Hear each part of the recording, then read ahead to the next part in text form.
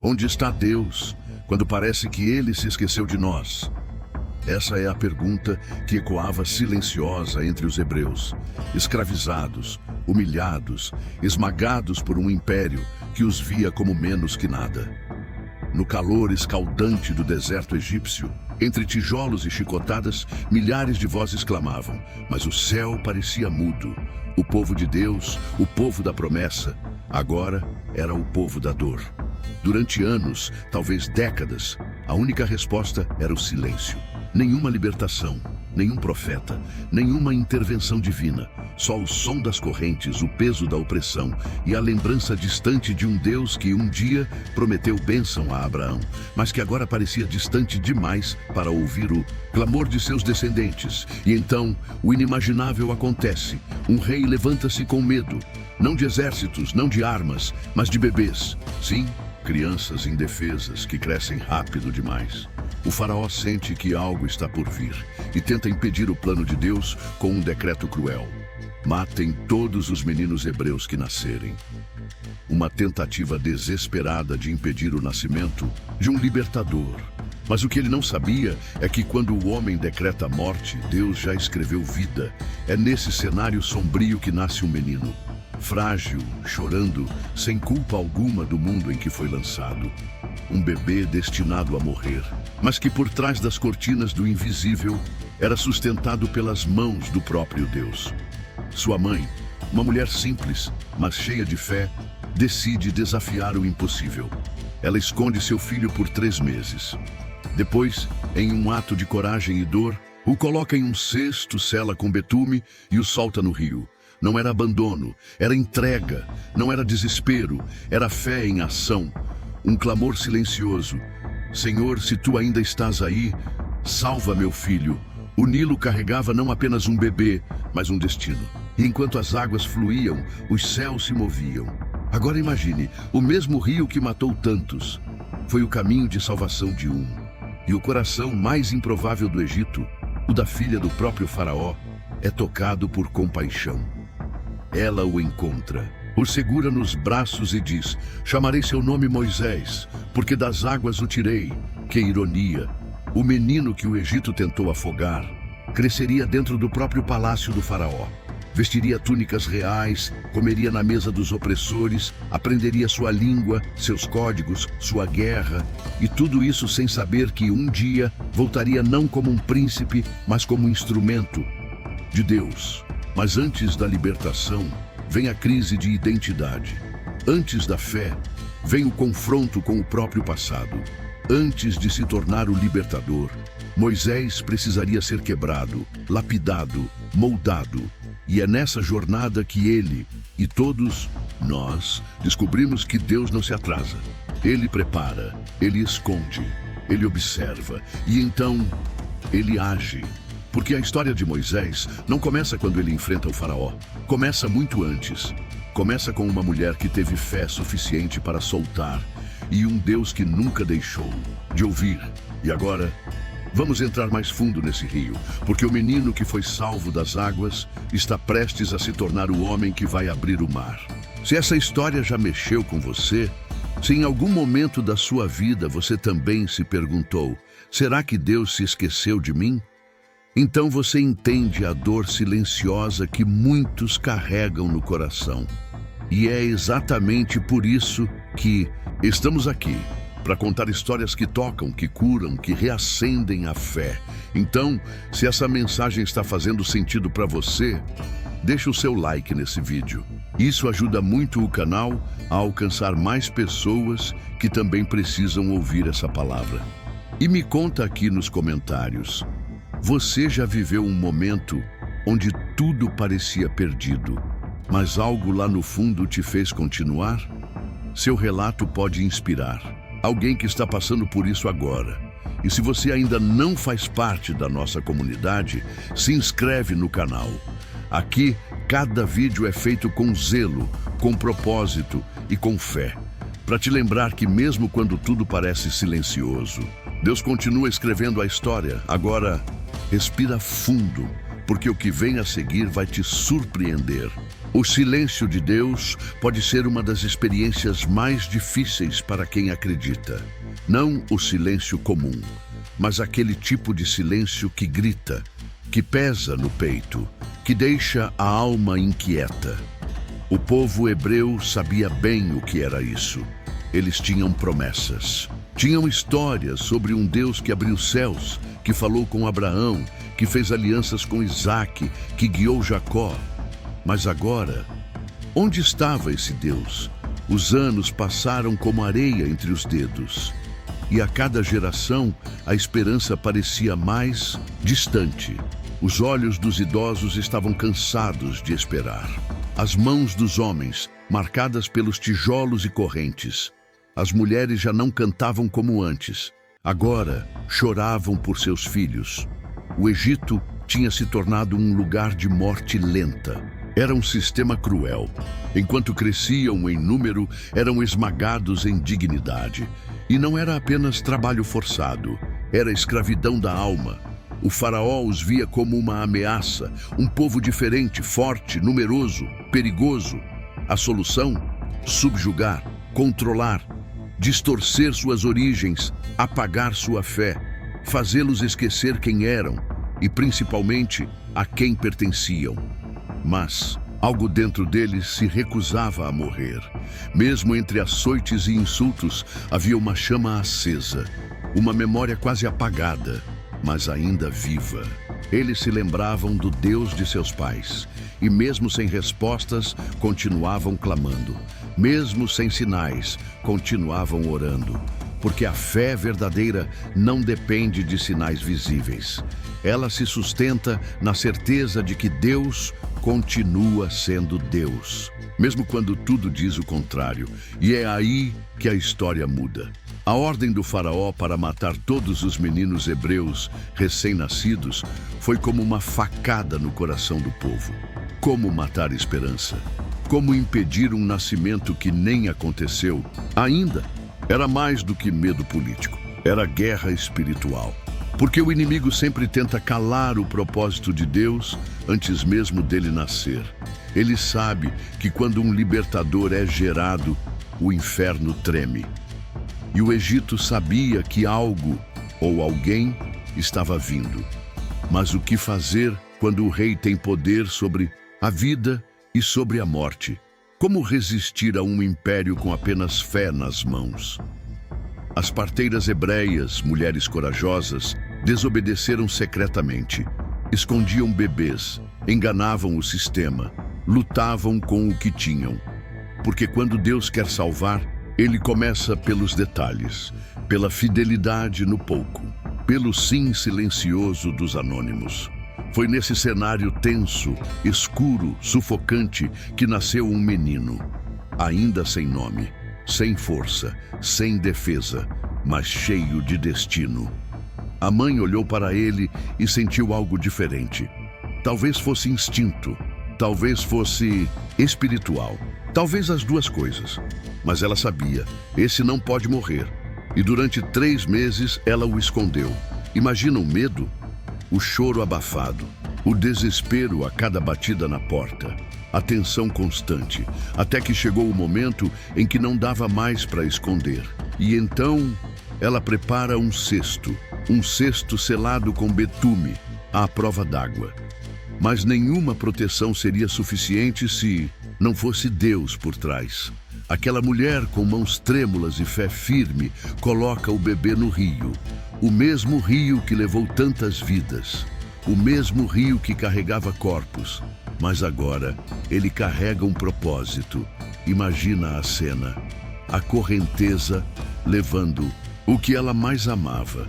E ela, parada, impotente, olhando até o cesto sumir na curva das águas.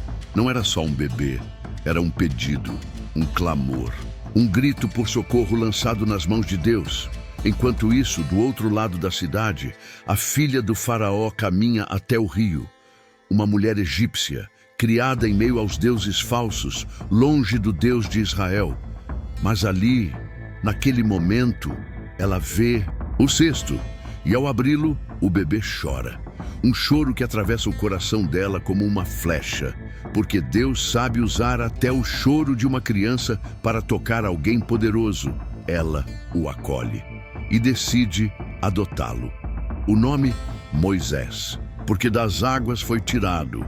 Esse detalhe muda tudo, porque o menino que deveria morrer agora será criado dentro do próprio palácio do inimigo. Vai aprender com os egípcios, andar com príncipes, estudar com os melhores. Deus o esconde à vista de todos. Alimenta-o com a comida do Egito. Treina-o com as armas do próprio faraó. Porque quando Deus quer levantar alguém, ele não precisa tirar do sistema. Ele pode preparar dentro do sistema. É curioso como Deus trabalha. Ele não apenas salva Moisés, ele o posiciona, treina, capacita. Tudo sem que ninguém perceba o que está acontecendo. Porque o que o mundo vê como coincidência, o céu chama de preparação. E essa preparação está só começando. Aquela geração de hebreus já estava calejada pela dor, mas nada os preparou para o que viria a seguir. O decreto caiu como uma sentença de morte coletiva.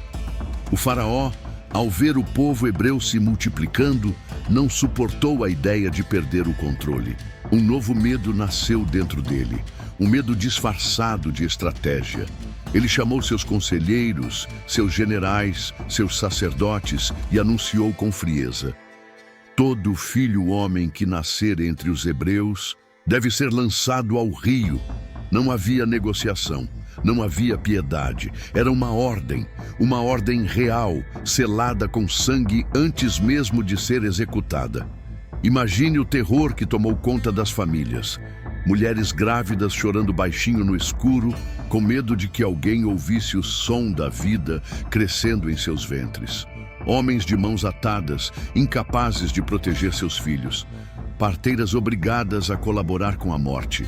Era um massacre silencioso, cruel, implacável. Não eram apenas bebês sendo assassinados. Eram heranças destruídas, promessas canceladas, futuros esmagados ainda no berço. E por quê? Porque o inimigo sempre tenta matar o que representa ameaça ao seu domínio. Ele não tem medo do que é fraco hoje. Ele teme o que pode se tornar forte amanhã. As mães começaram a esconder seus filhos. Os nascimentos passaram a acontecer em segredo, em lugares isolados, em silêncio absoluto. Mas nem todos conseguiam esconder. E quando os soldados chegavam, não havia negociação. Eles arrancavam os bebês dos braços das mães e os lançavam no Nilo como se fossem nada. Como se não tivessem nome, nem valor, nem alma. O Nilo, antes visto como fonte de vida para o Egito, agora se tornava um cemitério oculto. Suas águas escondiam o choro dos inocentes, a dor dos pais, o grito preso na garganta de um povo que não podia reagir. E mais uma vez, o céu parecia não responder. Mas por trás da dor, Deus continuava escrevendo, porque mesmo nesse tempo de decreto e morte, surgiam atos de resistência. Parteiras como Sifrá e Puá, com temor a Deus maior que o medo dos homens, arriscavam suas vidas para salvar os pequenos. Eram guerreiras silenciosas. Mulheres que entendiam que obedecer ao faraó seria trair algo muito mais profundo. A consciência, a fé, o Deus invisível que ainda habitava seus corações. E então, em meio ao desespero, acontece um detalhe que muda tudo. O decreto obriga a matar os meninos, mas deixa as meninas vivas. Isso parecia apenas uma escolha estratégica, mas no plano de Deus era uma chave.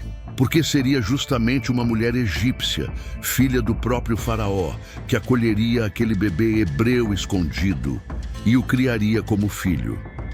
O que parecia derrota era o próprio enredo da vitória, sendo costurado em silêncio.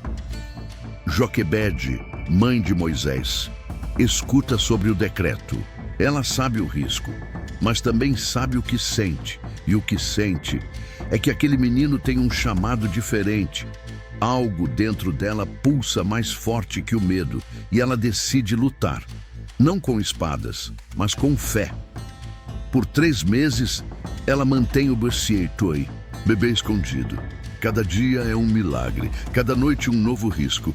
Ela segura o choro dele com carinho, o embala com nervosismo, respira fundo sempre que passos se aproximam da casa. E quando percebe que não pode mais segurá-lo, quando sabe que qualquer descuido seria o fim, ela não desiste. Ela entrega, mas entrega da forma mais corajosa possível. Coloca o filho em um cesto, sela com betume e piche e solta no rio.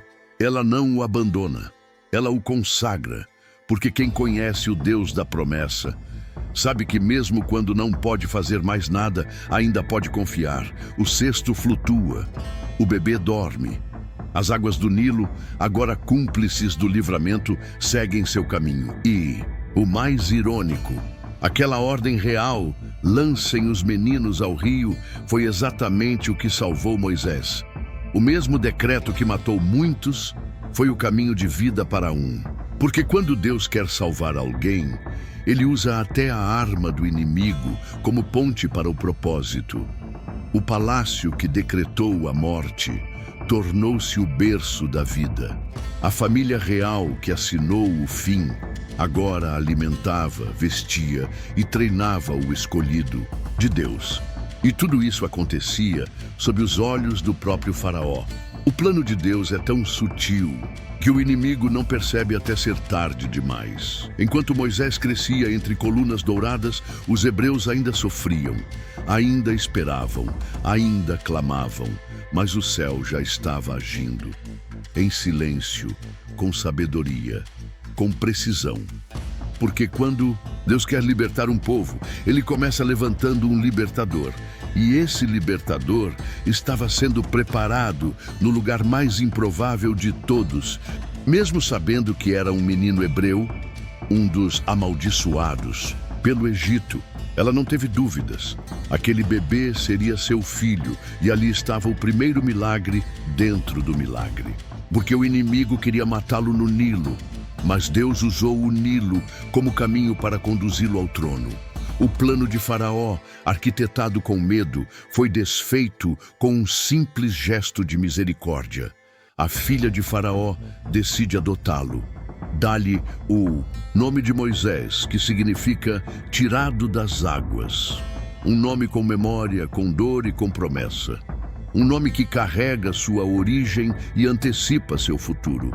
Ele não foi apenas salvo das águas. Ele foi separado nelas, ungido por elas. E um dia, ele também as dividiria. Mas aqui entra uma virada que só um Deus detalhista poderia escrever. A princesa precisava de alguém para amamentar o bebê. E é nesse momento que Miriam, a irmã de Moisés, que estava observando tudo escondida entre os juncos, corre até ela e oferece uma mulher para cuidar da criança. Quem? A própria mãe de Moisés, Joquebede, ou seja, a mulher que foi forçada a soltar o filho nas águas, agora recebe seu bebê de volta, legalmente, com salário e proteção do palácio, para cuidar dele durante os primeiros anos da infância. É impossível não ver a mão de Deus costurando cada fio dessa história. Joquebede agora o amamenta, o embala, o ensina. Planta nele as raízes de sua fé, a identidade de sua origem, a história do povo de Israel e a verdade sobre o Deus dos hebreus. Ela sabe que o tempo é curto, mas cada segundo é aproveitado. Cada palavra tem peso, cada ensinamento é uma semente, porque ela sabe que em breve ele será devolvido ao palácio. E quando for, ele precisa saber quem é. E o tempo passa.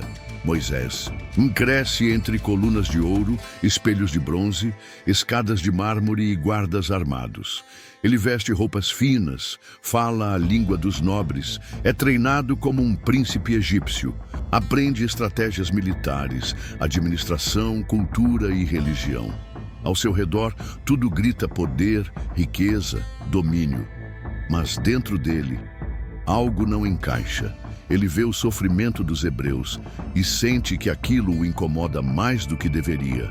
Vê os chicotes estalando nas costas de trabalhadores e não consegue simplesmente virar o rosto. Sente-se dividido, estranho. como se fosse parte de dois mundos e não pertencesse completamente a nenhum. É como viver um conflito interno diário. Do lado de fora, ele é Moisés, filho da princesa, nobre entre os nobres. Mas por dentro há uma inquietação, uma memória, uma voz que sussurra que ele é mais do que aquilo, que há algo errado em se calar, que há um propósito maior esperando para ser revelado. Essa tensão vai crescendo dentro dele, como uma tempestade silenciosa, acumulando nuvens no céu da alma. E pouco a pouco, Moisés começa a perceber que foi treinado pelos egípcios para um dia libertar o povo hebreu. O que parecia um erro, um bebê hebreu sendo criado no Egito, era, na verdade, o plano perfeito. Deus usou os recursos do inimigo para preparar o seu próprio instrumento de libertação. É assim que ele age. Usa o improvável, treina o escolhido no campo do opressor, prepara o libertador no coração do sistema. Mas ainda não era a hora de agir. Ainda havia mais para aprender, mais para amadurecer, porque antes de liderar uma nação, Moisés precisaria aprender a liderar a si mesmo. E o processo para isso estava prestes a começar. A vida de Moisés no palácio era cercada por luxo, mas o coração dele já não estava ali. Cada vez que caminhava pelos corredores de pedra fria, algo dentro dele esquentava. A cada cerimônia real, ele sentia que estava no lugar errado. Não era mais apenas incômodo, era conflito. O tipo de conflito que não permite mais silêncio, que clama por ação. E um dia, esse conflito transbordou. Ele não acordou planejando mudar tudo. Não saiu de casa com sede de sangue ou intenção de justiça. Era só mais um dia, até que viu aquilo. Um egípcio, soldado endurecido, castigava um escravo hebreu com brutalidade desnecessária. Não era apenas trabalho, era humilhação, era tortura. E Moisés, ao ver aquela cena, sentiu algo que há muito tempo estava sendo fermentado. Dentro dele, raiva. Raiva por ter vivido tanto tempo calado. Raiva por fazer parte de um sistema que massacrava o seu povo. Raiva por carregar dois mundos dentro de si e não pertencer a nenhum. Ele olhou para os lados. Não havia ninguém. E então agiu. Com as próprias mãos, atacou o egípcio. Foi rápido, foi instintivo. O homem caiu morto na areia. E ali, naquele instante, Moisés passou de príncipe a criminoso. Tentou esconder o corpo, enterrando-o às pressas. Mas não há areia suficiente que esconda um ato como esse, principalmente quando ele vem carregado de propósito. No dia seguinte, Moisés tenta continuar a vida, mas agora tudo está diferente. E a realidade o atinge como um golpe no peito quando tenta separar uma briga entre dois hebreus e ouve algo que muda tudo. Quem te colocou como juiz sobre nós? Vai nos matar também, como fez com o egípcio ontem. A palavra se espalhou. O palácio sabe, o faraó sabe. E agora, Moisés tem um preço em sua cabeça. É nesse momento que ele entende, não dá mais para ficar. Ele não pertence ao Egito. E o Egito também não o quer mais. O tempo de palácio acabou. O tempo de conforto terminou. É hora de fugir. A decisão não foi fácil. Atrás, ele deixava tudo: status, proteção, privilégios, título, nome, história. Mas na frente, o que havia? Nada. Nenhum plano, nenhuma direção. Apenas o deserto. E o deserto é cruel. Quebra o homem, expõe a alma, seca tudo que é excesso, até sobrar só o essencial. Moisés foge como quem perdeu tudo. Mas ele não. Sabe que, na verdade, está prestes a começar a encontrar o que realmente importa. Cada passo na areia é um pedaço da velha identidade sendo deixado para trás.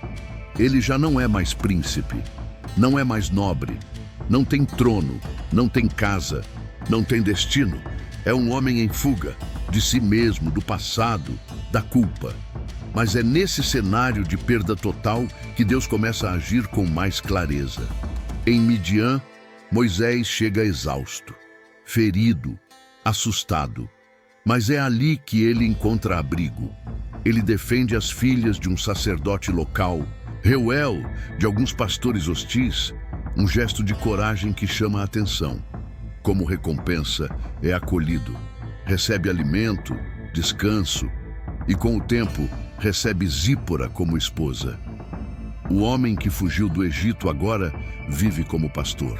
Cuida de ovelhas, aprende a ser simples, aprende a escutar o silêncio, aprende a caminhar devagar. E talvez por fora parecesse que sua história tinha acabado, que Deus o havia esquecido, que tudo havia sido em vão, mas por dentro algo ainda queimava, porque Deus não o havia rejeitado, apenas o estava preparando. E às vezes Deus precisa tirar o homem do palácio para tirar o palácio de dentro do homem.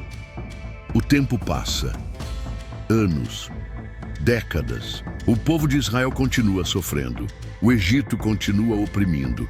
Mas no deserto, Deus está moldando o líder que irá mudar tudo. Só que Moisés ainda não sabe disso. E o encontro que vai virar a chave de sua vida está prestes a acontecer. Foi numa manhã qualquer, sem aviso, sem anjo, sem trovão. Apenas o sol despontando sobre o horizonte seco, as ovelhas se espalhando, e Moisés seguindo o mesmo caminho de sempre. Só que aquele dia não seria como os outros. Ao longe, um brilho estranho chamou sua atenção. Algo queimava. Não era incomum haver focos de fogo no deserto, galhos secos, calor, combustão natural. Mas havia algo diferente naquele arbusto. O fogo dançava, iluminava, mas não destruía. Moisés se aproximou devagar, curioso, cauteloso. Cada passo levantava poeira e expectativa, os olhos fixos naquilo que parecia impossível. Um arbusto em chamas, sem se consumir. E então, a voz.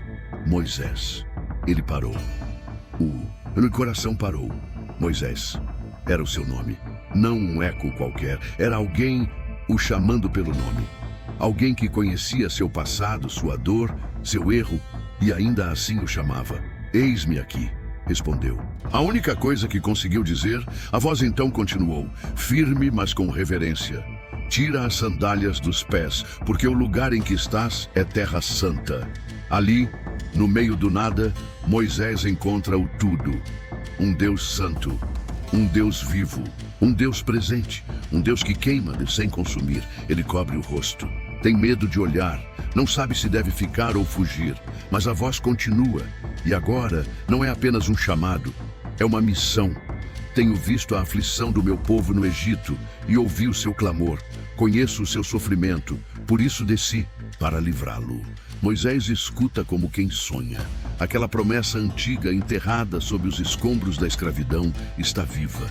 Deus não esqueceu, Deus viu, Deus ouviu, Deus desceu. E então, a parte que o desconcerta. Vem, agora. Eu te enviarei a Faraó para que tires o meu povo do Egito. Silêncio. Moisés, aquele que fugiu com vergonha, que viveu anos escondido, que carregava o peso de um passado manchado, não consegue entender. Ele, libertador, quem sou eu, ele pergunta, para ir até Faraó e tirar do Egito os filhos de Israel? Essa pergunta não é só retórica, ela vem de um lugar profundo, da insegurança, da culpa, da sensação de inadequação. Moisés sabia que não era o mesmo homem do palácio, e mesmo no palácio já não se sentia suficiente. Mas Deus não responde dizendo quem Moisés é. Ele responde dizendo quem ele é.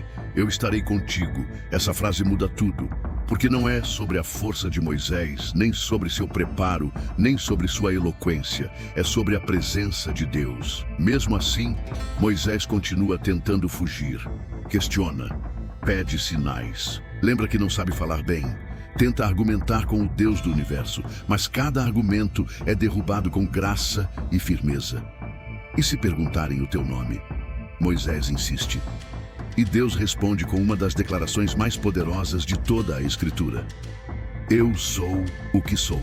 Não eu fui, Não eu serei. Eu sou presente, imutável, suficiente. Esse eu sou seria tudo o que Moisés precisaria. E ainda assim, Deus vai além. Ele dá sinais, transforma o cajado em serpente, faz a mão leprosa e depois a cura. Mostra que até o impossível se curva diante de quem é chamado por ele. Mas Moisés ainda hesita. Pede que outro vá. Confessa seu medo, sua limitação. E Deus, com paciência, oferece ajuda. Arão, seu irmão, será seu porta-voz. Mas a missão é dele. Aquela sarça ardente se torna o marco zero de uma nova jornada. Aquele homem curvado pelo medo agora se ergue com um propósito, ainda inseguro, ainda questionador. Mas agora, enviado, o fogo não o queimou por fora, queimou por dentro. E o cajado que carregava para guiar ovelhas agora seria instrumento de milagres, de juízo, de libertação. Moisés desce do monte diferente. Não porque tem todas as respostas, mas porque encontrou a voz que guia no meio do caos. A mesma voz que arde, sem consumir, que chama sem acusar, que envia, mesmo quem duvida. E agora, o caminho de volta ao Egito está traçado. Não como fugitivo, mas como enviado. Voltar nunca é fácil, ainda mais quando o lugar que se deixou para trás carrega vergonha, medo e um passado que insiste em gritar. Moisés desce do monte com o coração em chamas, mas com o corpo tremendo.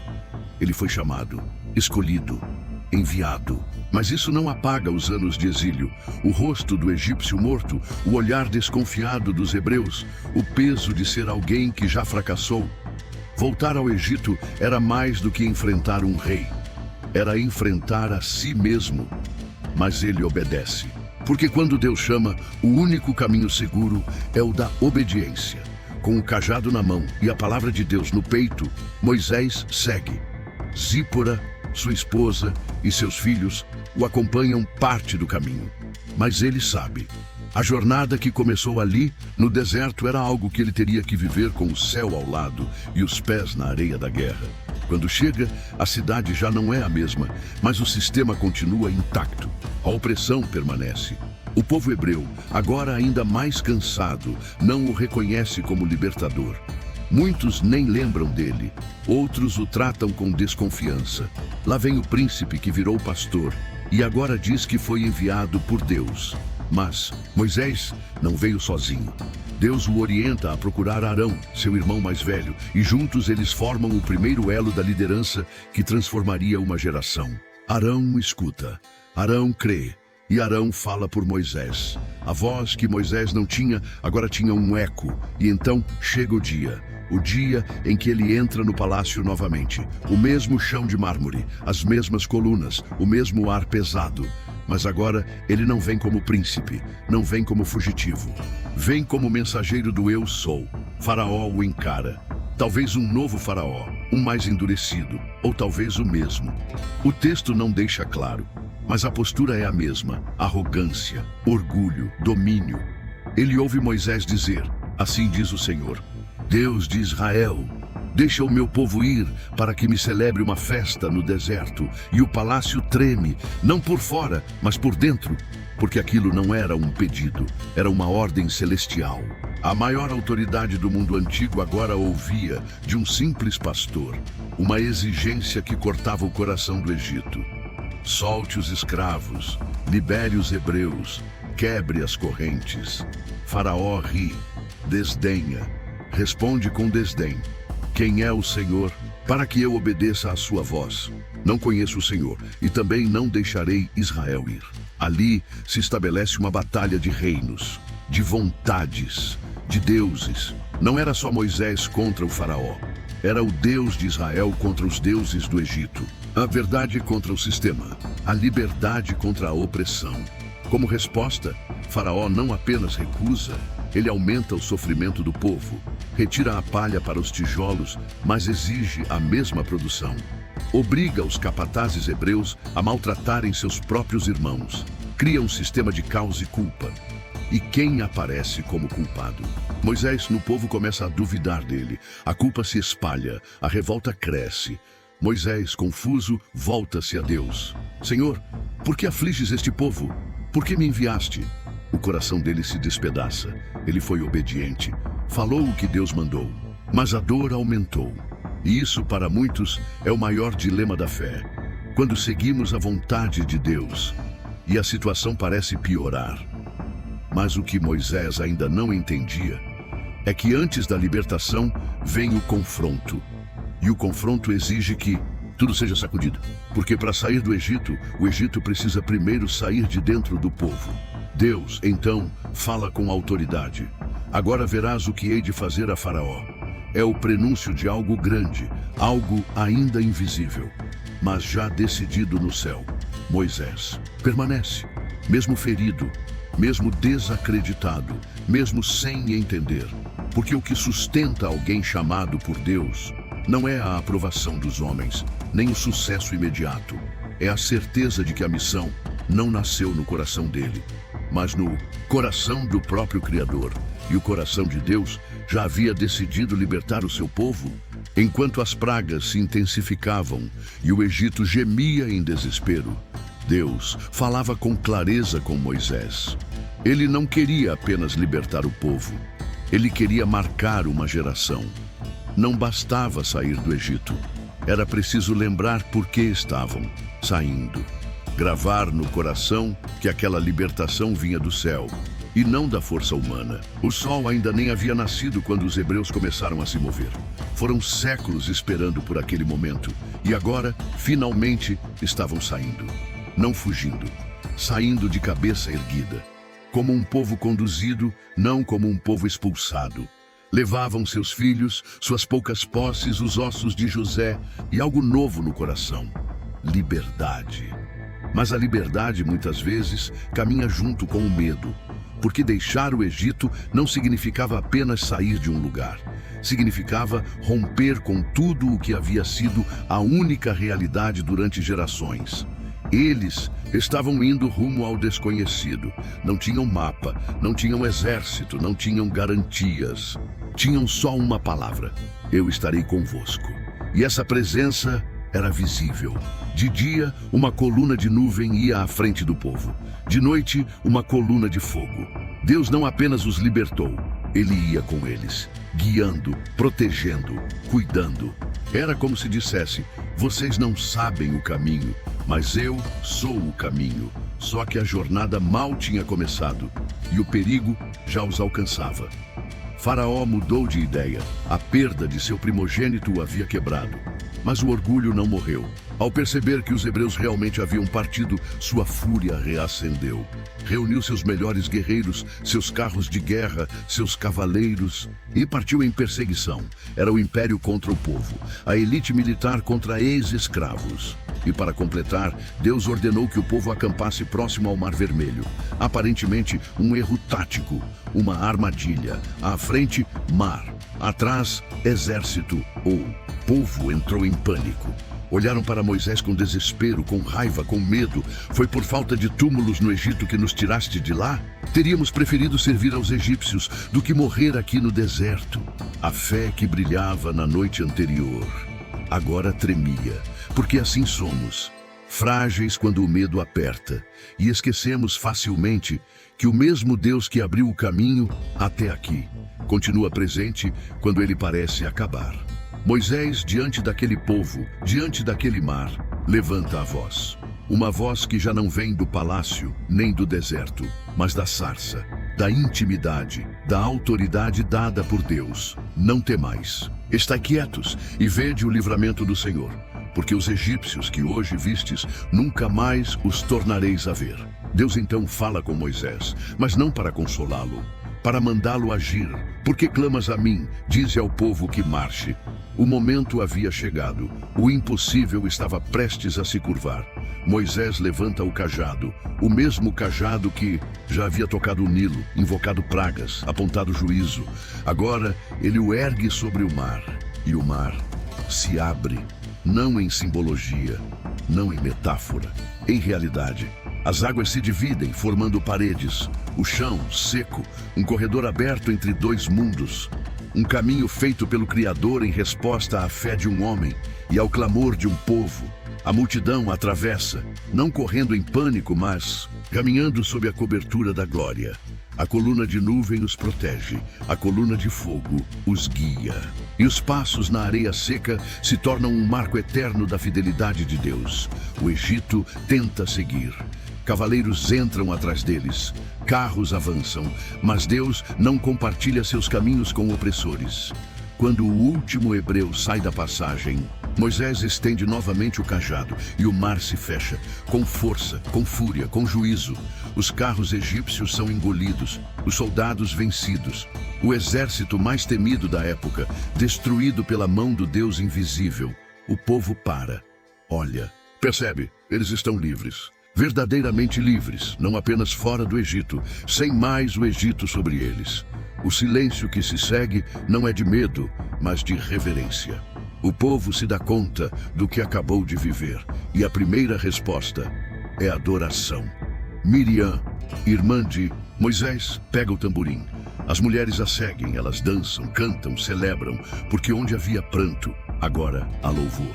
O Deus que ouviu também libertou. O mar que parecia obstáculo se tornou milagre. E o povo que um dia gritou por socorro, agora canta em liberdade. Mas essa travessia é só o começo de uma nova história. Nos primeiros dias havia euforia. O canto de Miriam ainda ecoava. O cajado de Moisés ainda era símbolo de milagre. A coluna de nuvem e fogo continuava ali. Deus seguia com eles, mas o deserto cobra caro. Cada passo levanta mais que areia. Levanta lembranças, levanta crises, levanta dúvidas. E não demorou muito para os problemas começarem. 3 dias sem água. E a primeira parada, um choque. As águas de Mara eram amargas, impróprias para beber. E o povo sedento, cansado, desesperado, se voltou contra Moisés. O que beberemos? Moisés clama a Deus. Deus responde, mostra uma árvore, ele a lança nas águas, e as águas se tornam doces, um novo milagre, uma nova lição, mas uma lição que o povo logo esqueceria, porque o deserto, com sua vastidão silenciosa, expõe a verdadeira fome, a da alma. E no dia seguinte, a murmuração volta, agora pela falta de comida. Teria sido melhor morrer no Egito, onde ao menos tínhamos pão. As palavras ferem. O povo que viu o mar se abrir agora duvida do Deus que os libertou.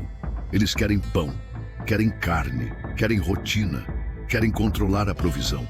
Porque o deserto exige fé nova a cada dia. E isso assusta. Deus, mais uma vez, responde com misericórdia. Faz cair o maná, o pão do céu, um alimento sobrenatural. Fresco toda manhã, mas com uma condição: não guardar para o dia seguinte.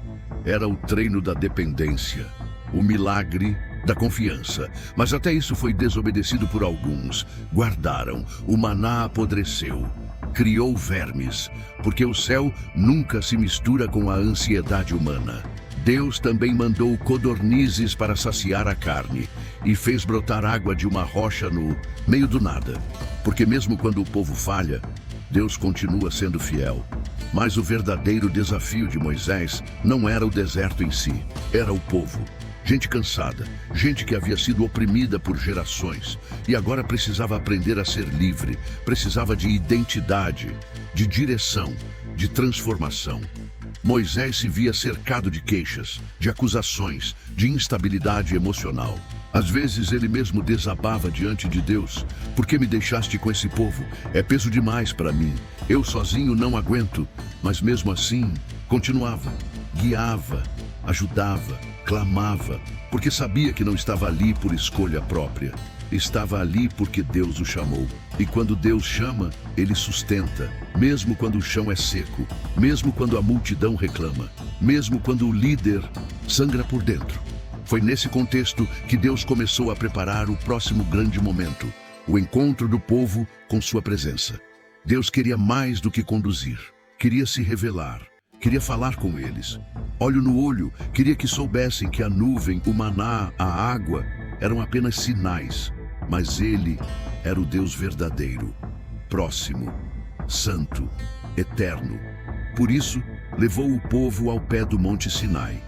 Ali acamparam, ali esperaram, ali sentiriam, pela primeira vez, o peso da glória, mas não sem antes entenderem que liberdade não é ausência de limites, é obediência com propósito. E o propósito estava prestes a ser revelado. O povo estava acampado ao pé do Sinai, um monte imponente, rígido, enorme. Mas não era só rocha, era um lugar marcado para encontro. Deus havia descido ali, e onde Deus desce, nada continua igual. O céu trovejava, relâmpagos cortavam as nuvens, a montanha fumegava, e um som de trombeta ecoava sem parar. O povo, vendo aquilo, recuava em temor.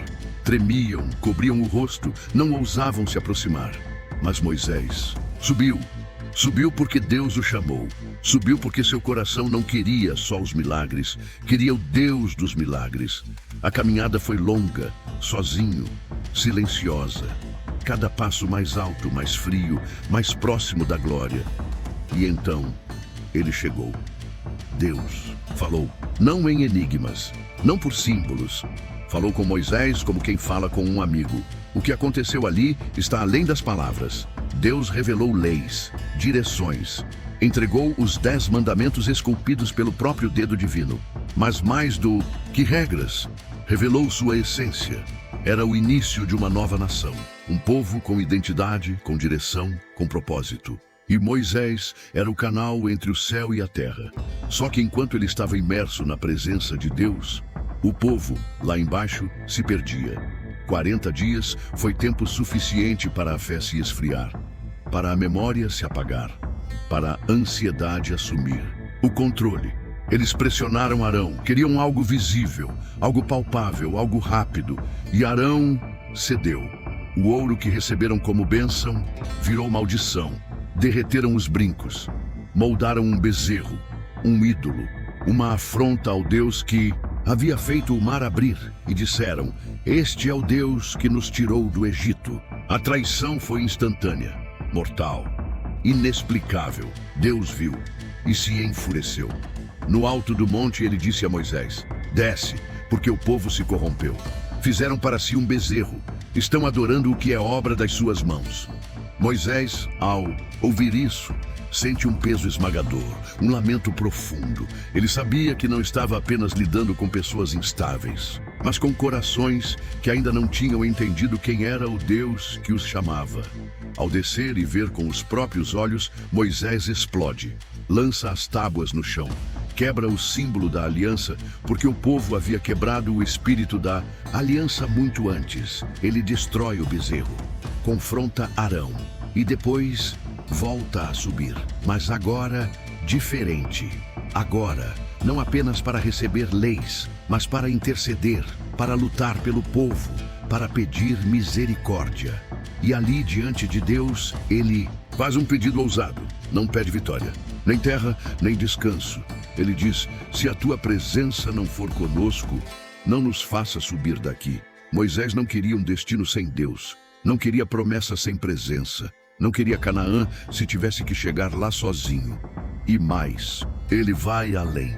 Mostra-me a tua glória, um homem, pedindo para ver a face do invisível, tocando o limite entre o céu e a carne. Deus responde, homem nenhum verá a minha face e viverá, mas eu passarei diante de ti e te mostrarei as minhas costas. E assim acontece. Deus esconde Moisés na fenda de uma rocha, cobre-o com a mão e passa. O próprio Deus passa, não como fogo destruidor, mas como glória inatingível, como santidade viva, como beleza que não pode ser contida. Naquele momento, Moisés vê o que nenhum homem antes havia visto. Não apenas sinais, não apenas nuvem e fogo, mas o reflexo da essência divina. Ao descer, seu rosto brilhava, literalmente, a luz da glória de Deus estava estampada em sua pele. O povo não conseguia nem olhar para ele sem temor. Moisés precisou cobrir o rosto com um véu, porque havia algo nele agora, que não era terreno. Ele não era mais apenas o libertador do Egito, era o homem que falava com Deus, face a face. E ainda havia mais por vir. Depois de ver o mar se abrir e o monte tremer, ainda havia dúvidas. Depois de receber o maná todas as manhãs, de beber água da rocha, de andar sob uma nuvem de glória, ainda havia medo. O povo que havia sido arrancado com mão poderosa do Egito agora caminhava pelo deserto, não apenas em direção à terra prometida, mas em direção à própria transformação. Porque o deserto nunca foi apenas passagem, foi escola. E o maior inimigo que o povo enfrentaria ali não era o faraó, era eles mesmos. A cada passo surgia um novo teste, e cada teste trazia à tona o que havia no coração. Quando a sede batia, vinham as reclamações. Quando a fome apertava, vinham as murmurações. Quando Deus parecia demorado, buscavam ídolos. Era como se o povo carregasse dentro de si um Egito invisível, um modelo mental, um apego às antigas correntes, uma saudade distorcida do cativeiro. Porque às vezes o conhecido, por mais tóxico que seja, parece mais seguro do que a fé no invisível. Mas Deus era paciente, corrigia, disciplinava, mas nunca abandonava. Moisés, dia após dia, se tornava mais que um líder, se tornava um mediador, um intercessor, um homem que se colocava entre o juízo divino e o povo falho. E nesse lugar carregava o peso de duas realidades, a santidade de Deus e a fragilidade dos homens. Ele viu o povo celebrar e depois cair. Viu os olhos brilharem com esperança e logo se apagarem com medo. Viu promessas sendo lembradas e esquecidas com a mesma facilidade. Mas também viu algo ainda mais profundo, transformações discretas, porém reais. Ele viu jovens nascerem no deserto sem conhecer os grilhões do Egito. Viu famílias se reestruturarem em torno da presença de Deus. Viu um povo antes escravo agora aprendendo a obedecer por amor e não por opressão. E mesmo quando houve rebeldia, como no episódio de Corá, Datã e Abirão, que desafiaram a autoridade de Moisés e foram tragados pela terra, Deus usava esses momentos para purificar, para alinhar, para mostrar que liberdade sem reverência é apenas desordem disfarçada. O deserto não era só areia, era altar. Era lugar onde Deus falava, onde nuvens se moviam, onde colunas de fogo mostravam o caminho, onde o céu alimentava a terra diariamente. Mas era também onde as máscaras caíam, onde a fé era testada longe dos olhos de Moisés, onde cada um precisava decidir: continuo confiando ou volto atrás. E foi nesse ritmo, entre passos incertos e milagres constantes, que o povo foi sendo transformado, lentamente, imperfeitamente, mas sinceramente, porque a promessa seguia de pé. Canaã ainda os aguardava, e o Deus que tirou do Egito ainda caminhava com eles. Mesmo quando a fé vacilava, ele permanecia. Mesmo quando o medo gritava, ele respondia. Mesmo quando o povo se perdia, Deus não os deixava sós. Porque a verdadeira transformação não acontece de um dia para o outro. Ela acontece no caminho, a cada tropeço, a cada recomeço, a cada dia em que decidimos seguir, mesmo sem ver. E essa jornada ainda estava longe de terminar. Liderar o povo de Deus era caminhar entre o céu e a terra, mas às vezes era também caminhar sozinho. Moisés havia se tornado a ponte entre um povo instável e um Deus perfeito. E quem vive entre extremos carrega o peso dos dois lados. O povo murmurava, Deus exigia, e ele no meio, tentando manter o equilíbrio entre misericórdia e justiça, entre compaixão e correção, entre o amor pelo povo e a reverência a Deus. Os dias no deserto pareciam repetir-se, mas cada dia carregava mais pressão sobre os ombros. De Moisés, ele via o povo duvidar, de novo, reclamar, de novo, desobedecer, de novo. E mesmo depois de tantos sinais, tantos livramentos, tantas vezes em que Deus agiu com amor e firmeza, o coração do povo parecia não aprender.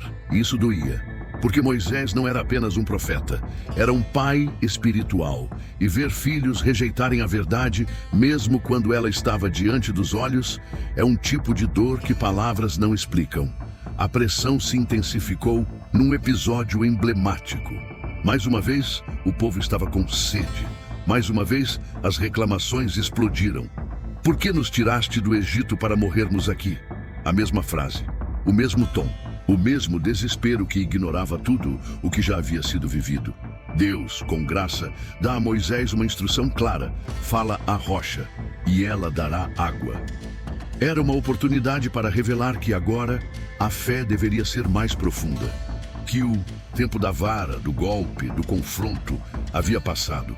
Agora era o tempo da palavra, do comando com autoridade espiritual.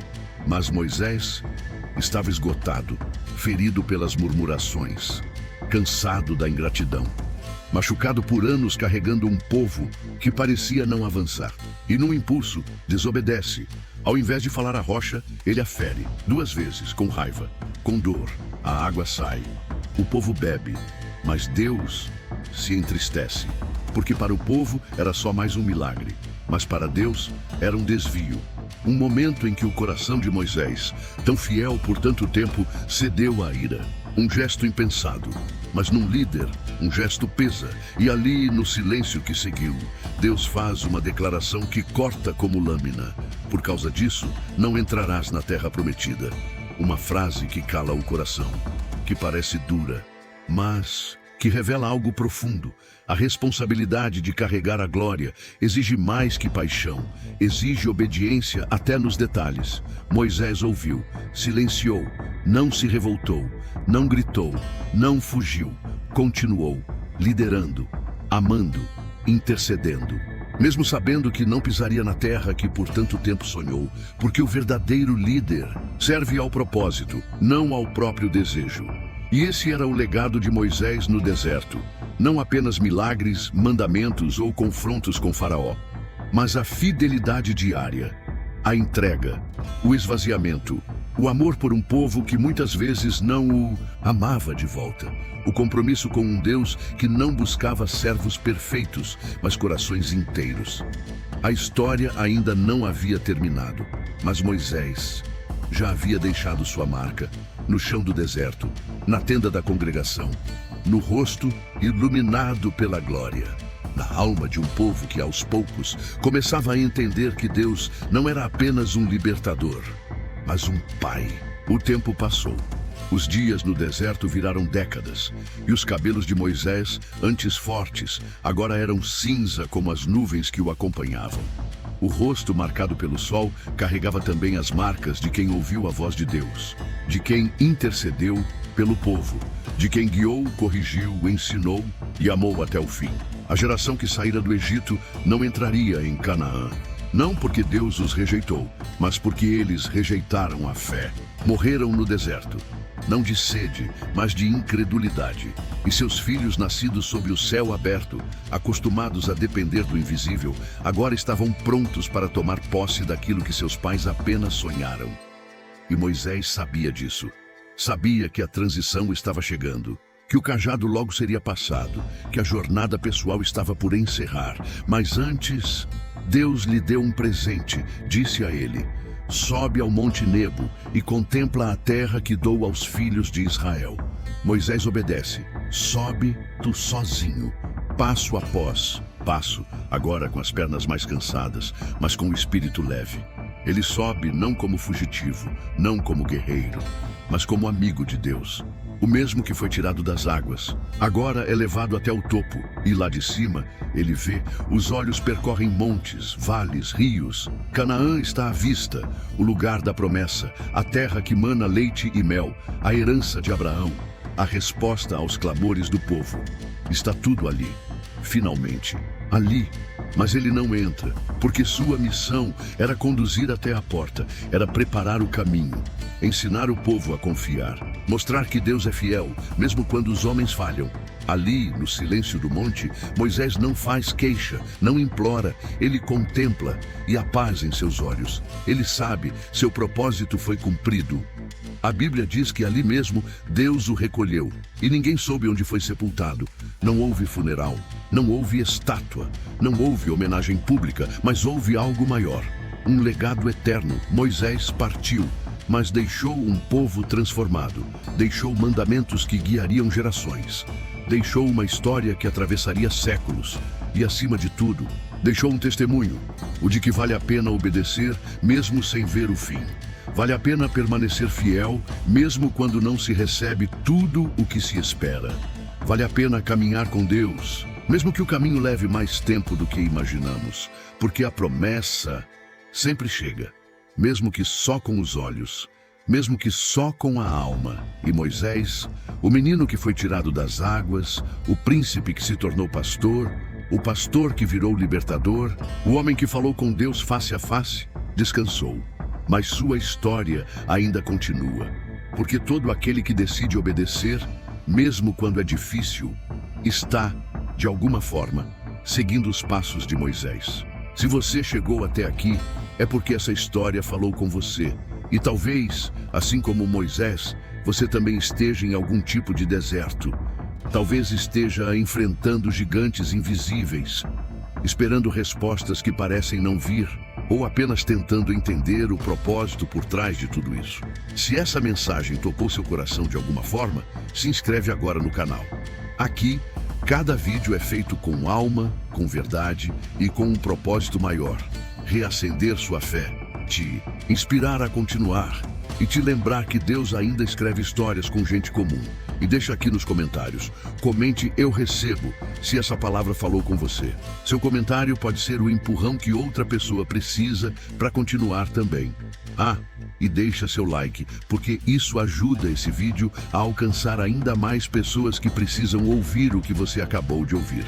E agora que você entrou nessa jornada com a gente, assista o próximo vídeo que está aqui na tela. Tem mais uma história bíblica, intensa e transformadora, esperando por você. Aperte o play e continue a travessia.